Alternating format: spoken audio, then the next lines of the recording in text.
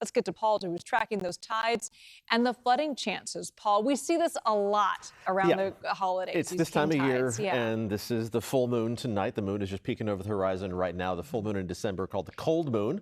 Okay. Seems appropriate given the chilly temperatures that we have in place. But we are going to see very few changes to the overall weather pattern as we head through the next several days. There is the cold moon rising over the eastern horizon. Temperatures tonight dropping down to a mix of upper 30s and low 40s. It's going to be a similar pattern repeating itself every day. Morning fog giving way to afternoon sunshine. Near normal temperatures for most of the Bay Area, except where the fog is more stubborn. The air quality is going to steadily deteriorate. In fact, that's already happened, as you'll see on the air quality map in just a second. And the next rain chance is a long way off. Could be as much as 2 weeks from now, but some of the forecast models are still hinting that maybe there's a chance of rain in the forecast by a week from Saturday and Sunday. It's still a low chance, lower than 50-50, and this is day 8, 9, and 10 on the long-range forecast. We're looking at a long way down the line here, just stuck in this very dry weather pattern. It's been 2 weeks now since we've seen measurable rain around the Bay Area. It could be as much as another 2 weeks before we see the next round of measurable rain. Unusual for the month of September, or the month of December. This would not be unusual in September. 7 to 10 days out, though, that's where we're just looking at trends, though, the pattern recognition part of the forecast. Are things going to shift? And eventually, it does look like this stagnant, stuck weather pattern is going to break down and send the next rain chance our way.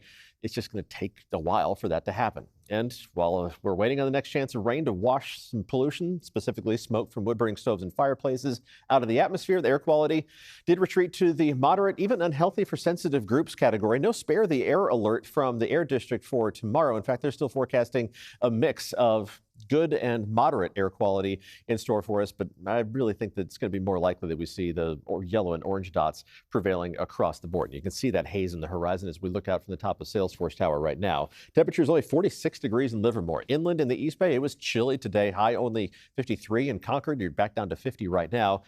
Other locations not much warmer at the moment now that the sun is down. Low to mid 50s across the entire region. As we head through the rest of tonight, that tule fog in the Central Valley is going to be very present, not only tonight, but for the next several days. They're not going to see much sunshine there. None of that spilling through the Delta and into the interior valleys of the East Bay and the North Bay tomorrow morning to put the brakes on the warm-up to at least some extent. I think that fog is still going to be in place as we head towards mid to late morning, so temperatures are going to be slow to warm up from another rather chilly start, with a mix of upper 30s and low 40s on the map by early tomorrow morning. Now, it sounds cold, but it's normal for this time of year. This is generally pretty close to where we're supposed to be. Those temperatures are going to steadily warm up, except where the fog hangs on a little bit longer. See the blue clinging to the map in some locations, especially closer to the Delta.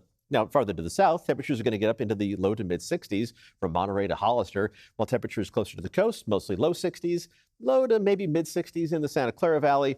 The farther east of the Oakland Hills you go, though, mid to upper 50s for areas east of the Oakland Hills, with temperatures in the North Bay reaching up mostly to the low 60s. Farther north you go into inland Mendocino and Lake County, you have a better chance of getting up into the upper half of the 60s. So temperatures are going to go up and down over the course of the next several days. Inland in the East Bay, this is where your temperatures are going to be coolest, generally hovering in the upper 50s to maybe around 60 degrees on some of the warmest days. But the fog is going to be much more stubborn. And even when the fog does clear out, it's still going to be hazy. And that also helps to put the brakes on the warm up. Steadily, as we go through the next several days, this will also become the forecast for interior valleys of the North Bay. While everybody else around the Bay Area, while the temperatures aren't going to be dramatically warmer, you are going to at least see more sunshine, and that helps temperatures warm up by maybe another 2 or 3 degrees. So temperatures running fairly close to average for most of the Bay Area, except where the fog is a bit more stubborn.